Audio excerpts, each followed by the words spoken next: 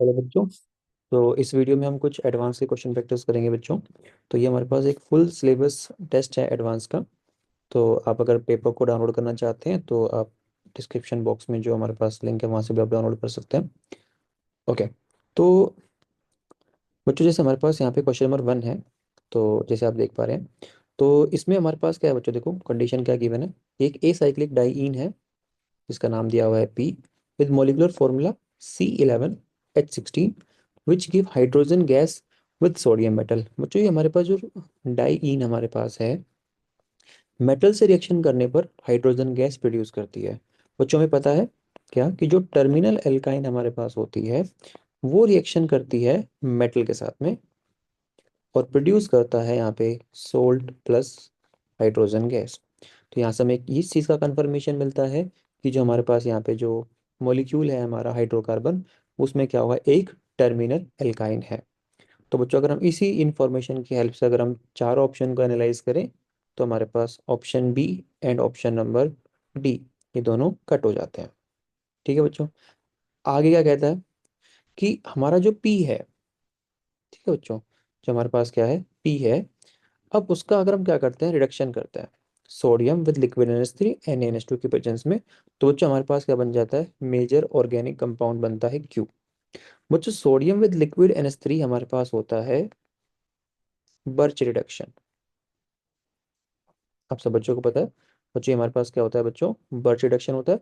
Birch reduction का काम होता है जो एल्काइन हमारे पास है बच्चों, उसको पर्टिकुलर ट्रांस एल्कीन में कन्वर्ट करता है। इसका मतलब यहाँ पे जो एल्कीन बनेगी बच्चों वो कौन सी होगी, ट्रांस बनेगी। ठीक है। अब देखो ए ऑप्शन में जो एल्कीन हमारे पास बनी है यहाँ पे, वो बच्चों कैसी है, सिस एल्कीन है। जबकि सी ऑप्शन में जो एल्कीन है वो कैसी है, ट्रांस है। तो दैट मीन्स हमारा आंसर क्या हो जाएगा इसमें, सी हो जाएगा। तो बच्चों इस तरीके से हम अपना क्वेश्चन को कर सकते हैं। सेकेंड क्वेश्चन है, आप एक बार इसको ट्राई कीजिए, अगर नहीं होगा तो फिर आप देखना है इसको। तो बच्चों क्वेश्चन नंबर जो 2 हमारे पास है, क्या कहता है, देखो हमारे पास एक कंपाउंड है पी जिसको H प्लस विद हीटिंग हम करते हैं तो हमारे पास दो चीजें बनती है, एक बनता है आर, एक बनता है एस। आर मेजर है, एस माइनर है। ठीक है, R and S are isomer of P, ये हमारे पास दोनों आइसोमर्स हैं। बच्चों फिर जो एस है, एस की रिएक्शन कराई जा रही है डाइल्यूट KMnO4 के साथ में एट 273 केल्विन, टी बन गया। तो मेजर प्रोडक्ट हमारे पास है टी, जिसके बारे में हमें बात करनी है, हमें इसके बारे में बताना है। चलो बच्चों देखते हैं। अब बच्चों हमारे पास जो पी है इसका हमने रिएक्शन किससे कराई, H प्लस के साथ में। तो बच्चों जो डबल बॉन्ड है वो इलेक्ट्रॉन रिच होता है, तो वहाँ पे हमारे पास क्या होगा, एक 2 डिग्री कार्बोकेटाइन हम यहाँ पे बना लेंगे। जब हीटिंग करेंगे तो हमारा हाइड्रोजन निकलेगा, एक स्टेबल एल्कीन हमारी बन जाएगी। बच्चों हमारे पास बनेगा ब्यूट 2 ईन। ठीक है। तो हमारे पास एक मेजर है एक माइनर है। मेजर कौन सा होगा बच्चों, ब्यूट 2 ईन जो ट्रांस में होगी, और माइनर कौन सा होगा, सिस वाला। दैट मीन्स माइनर क्या है, सिस ब्यूट 2 ईन। तो बच्चों जो हमारे पास सिस ब्यूट 2 ईन है उसकी रिएक्शन अब हम कराएंगे डाइल्यूट KMnO4। बच्चों dilute KMnO4 at 273 kelvin temperature is Baeyer's reagent. और बच्चे क्या काम करेगा, बेयर्स रिएजेंट का काम करेगा। बेयर्स रिएजेंट का काम क्या होता है, बेयर्स रिएजेंट का काम होता है सिन डाई हाइड्रोक्सिलेशन का। जो बच्चों डबल बॉन्ड हमारे पास है वो उसको हटाएगा, दोनों साइड में OH OH लगा देगा, और वो भी कहाँ से लगेंगे बच्चों, सेम साइड से लगेंगे। ठीक है। हम पढ़ते हैं क्या, देखो बच्चों अगर सिस एल्कीन हमारे पास है उसके ऊपर हम सिन एडिशन कराते हैं तो कंपाउंड कैसा बनेगा हमारे पास में, मीजो। जबकि ट्रांस एल्कीन पे जब सिन एडिशन होता है तो हमारे पास बनता है रेसिमिक मिक्सचर। तो जो एल्कीन माइनर जो प्रोडक्ट हमारे पास है वो सिस एल्कीन है। सिस एल्कीन पे बच्चों सिन एडिशन कराएंगे तो हमारे पास बनेगा मीजो। तो बच्चों हमारा जो मीजो कंपाउंड है हम इसको बना लेंगे। मीजो क्या होगा, ऐसा कंपाउंड जिसमें क्या प्रेजेंट हो, प्लेन ऑफ सिमेट्री। तो बच्चों ये हमारे पास बन गया मीजो। लेकिन हमें बताना किसके बारे में है, मोस्ट स्टेबल कन्फर्मर। नॉर्मली हम सारी जो स्टेगर्ड फॉर्म होती है, staggered form is more stable, लेकिन अभी हमारे पास डाइओल है। ठीक है बच्चों, डाईओल जब हमारे पास है तो इनके अंदर होती है hydrogen bonding, and because of hydrogen bonding gauche form is more stable. ठीक है बच्चों, तो स्टैगर्ड फॉर्म ज़्यादा स्टेबल ना होके गाउचे फॉर्म हमारी ज़्यादा स्टेबल हो जाती है। तो अब इसको गाउचे फॉर्म बनाने के लिए क्या करेंगे, देखो एक फ्रंट कार्बन एक बैक कार्बन है बच्चों, किसी भी एक कार्बन को आप 60 डिग्री से रोटेट कर दो तो क्या होगा, हमें क्या मिलेगा, हमें हमारा गाउचे फॉर्म मिल जाएगी। तो बच्चों देखो, दोनों हमारे पास गाउचे, ये दोनों OH पास पास में हो गए ना गाउचे फॉर्म के अंदर, तो इन दोनों में हाइड्रोजन बॉन्डिंग हो जाएगी। तो अगर इस को एनालाइज करें, this is the most stable कन्फर्मर जो टी बना, तो टी अगर हम एनालाइज करें तो बच्चों ए ऑप्शन हमारे पास है जो हमारा मैच होता है। ठीक है, तो हमारा आंसर क्या हो जाएगा, इसका ए हो जाएगा। आगे बच्चों देखो, क्वेश्चन नंबर 3 हमारे पास है। क्वेश्चन नंबर 3 कहता है, बाकियों को बच्चों रब कर देते हैं एक बार।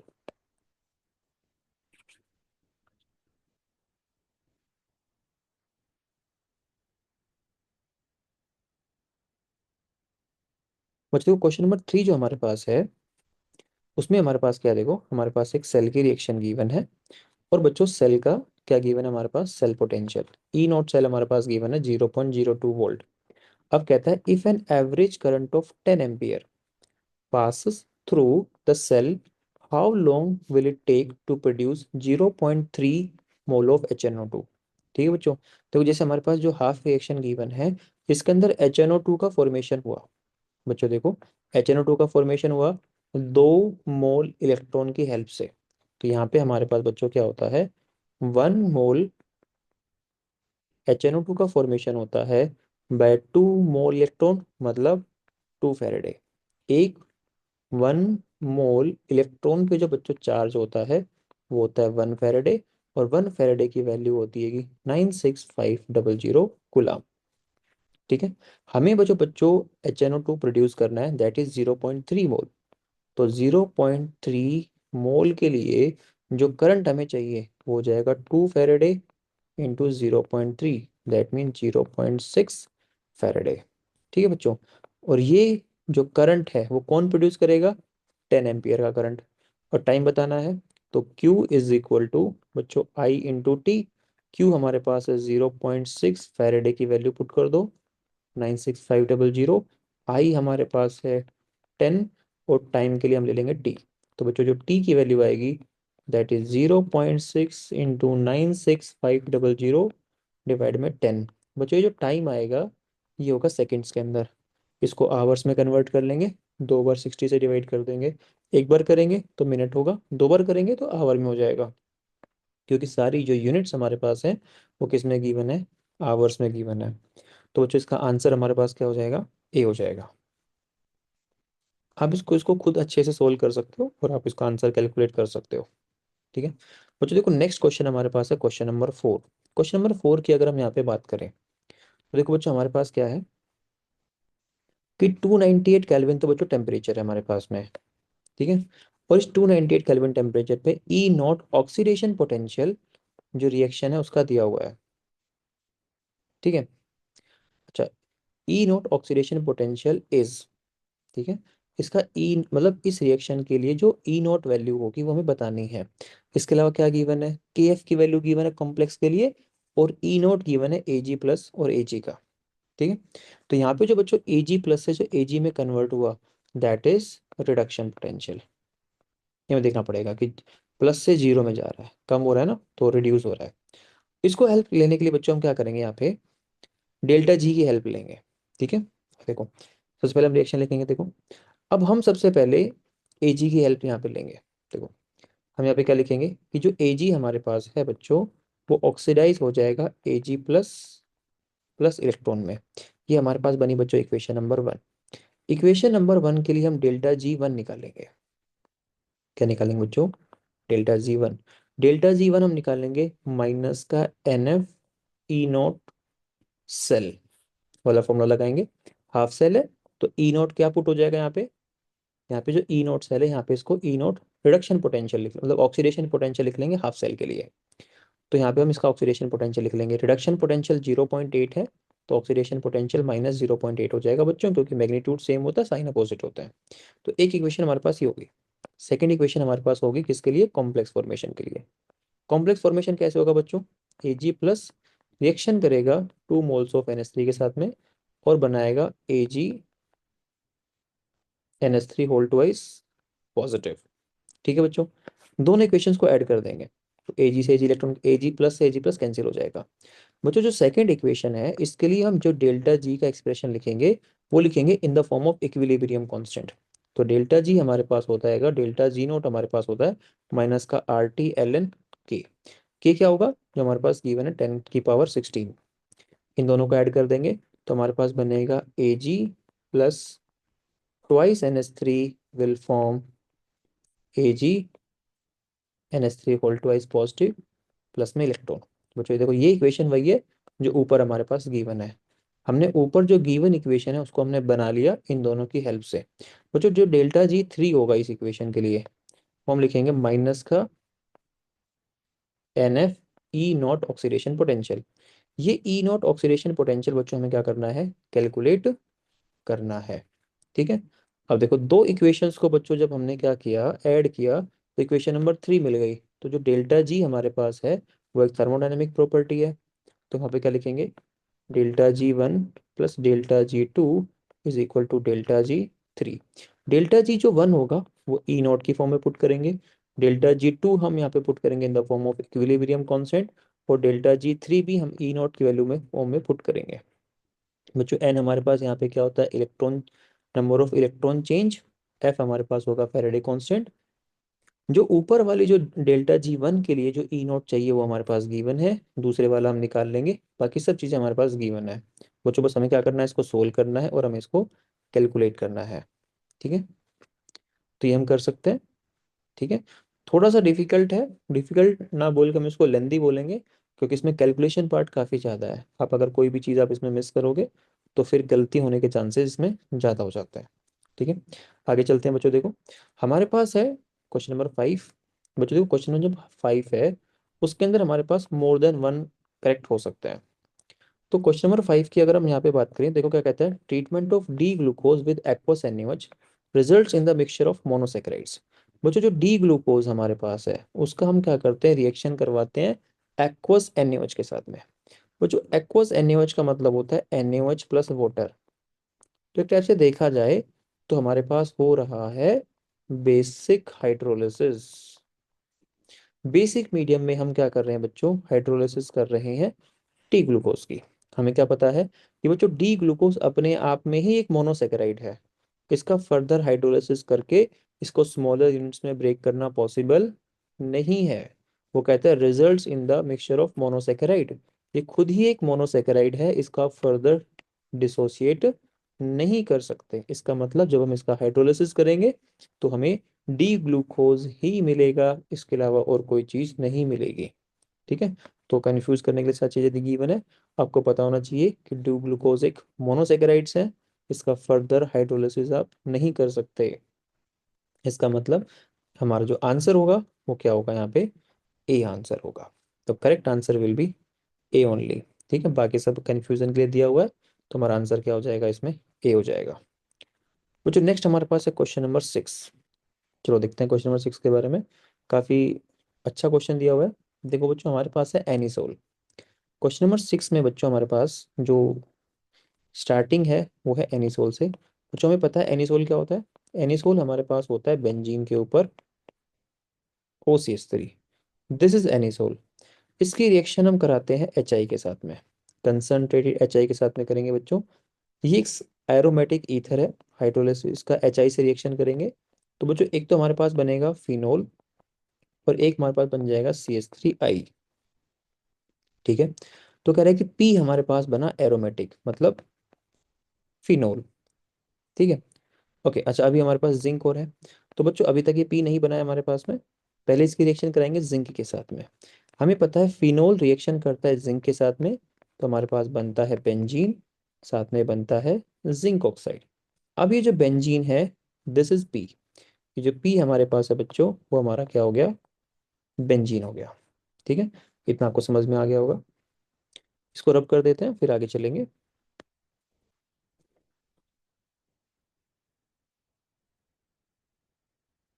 ठीक है बच्चों, तो बेंजीन हमारे पास बन गया। अब बच्चों बेंजीन की रिएक्शन कराई जा रही है थैलिक एनहाइड्राइड के साथ में। थैलिक एनहाइड्राइड क्या होता है, तो इसको भी देखते हैं। देखो बेंजीन हमारे पास है, बेंजीन की रिएक्शन कराई जा रही है थैलिक एनहाइड्राइड। थैलिक एसिड हमारे पास है, गैब्रियल थैलामाइड में यूज करते हैं। थैलिक एसिड को हम जब हीटिंग करेंगे तो थैलिक एनहाइड्राइड बन जाएगा। AlCl3 की प्रेजेंस में है बच्चों, ये बॉन्ड ब्रेक होगा, असाइलेशन हो जाएगा। बेंजीन पे हमारे पास लगेगा C डबल बॉन्ड O, ये हमारे पास लग जाएगा बेंजीन, और यहाँ पे बच्चों लग जाएगा COH। फिर उसके बाद बच्चों वर्कअप कर दिया हमने, यहाँ पे H लग जाएगा, जिंक Hg विद HCl। बच्चों ये हमारे पास होता है क्लीमेंशन रिडक्शन, जो एल्डिहाइड और कीटोन को हाइड्रोकार्बन में कन्वर्ट करता है। तो देखो बीच के अंदर हमारे पास है कीटोन ग्रुप लग रहा है, आपको देखने को मिल रहा है। तो ये हमारा कन्वर्ट हो जाएगा हाइड्रोकार्बन के अंदर, बाकी सब चीजें सेम है। तो बच्चों जो आर हमारे पास बना वो हमें मिल गया, ये देखो। ठीक है, अब बच्चों इसमें हमने क्या ऐड किया, H3PO4। मैं बाकी रब कर देता हूँ, जो रिएक्शन हमारी कंप्लीट हो गई है।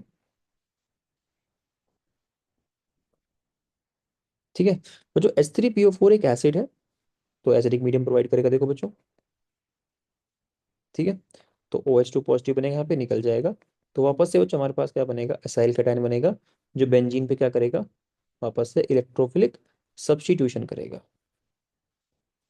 तो इसका हम वापस से इलेक्ट्रोफिलिक सब्स्टिट्यूशन करा देंगे, तो ये हमारे पास बन जाएगा। वापस से जिंक HgCl डालेंगे, ये रिड्यूस हो जाएगा, और इस तरीके से हमें अपना मिलेगा फाइनल प्रोडक्ट टी। कुछ ये रिएक्शन हमने कर ली, जितने भी हमारे पास प्रोडक्ट्स बने वो हमने निकाल लिए हैं। अब बस हमें क्या करना है बच्चों, अपने क्वेश्चंस का आंसर देना है। देखो बच्चों, ए ऑप्शन कहता है the compound Q and R both give effervescences with NaOH। ठीक है बच्चों, देखो Q क्या है बच्चों हमारे पास में, जो Q हमारे पास है, ठीक है, वो था जब एसिड लग गया था इसके ऊपर। ठीक है, तो Q में हमारे पास बना था बेंजीन। ठीक है बच्चों, C डबल बॉन्ड O और एसिड। ठीक है, वो जो एसिड ग्रुप है, तो एसिड ग्रुप NaOH के साथ में एफरवेंसेस प्रोड्यूस नहीं करता, किसके साथ करता है, कार्बोनेट या बाइकार्बोनेट के साथ में करता है। दैट मीन्स ए ऑप्शन हमारा गलत हो गया। अब कहता है compound R and S both react with hydroxyl amine. बच्चों आर हमारे पास क्या है, देखो जो हमारे पास आर है, क्या उसमें कार्बोनिल है, उसमें कार्बोनिल नहीं है।